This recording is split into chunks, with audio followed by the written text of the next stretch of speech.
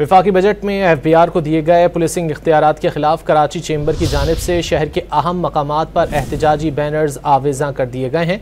मज़ीद जानेंगे don news के नुमाइंदे शफी बलोच से। शफी, क्या तफसीलात हैं?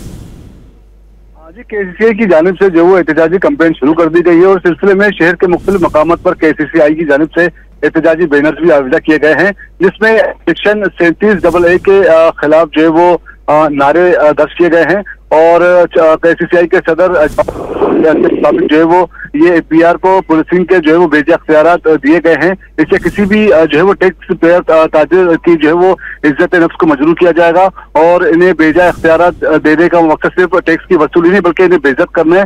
और पहले ही बड़ी तादाद में ताजिर मुल्क छोड़ के चले गए हैं, तो इससे ताजिरों में मजीद मायूसी फैलेगी।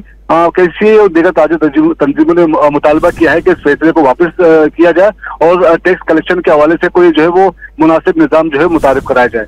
जी, बहुत शुक्रिया शफी बलोच इन तफसीलात के लिए।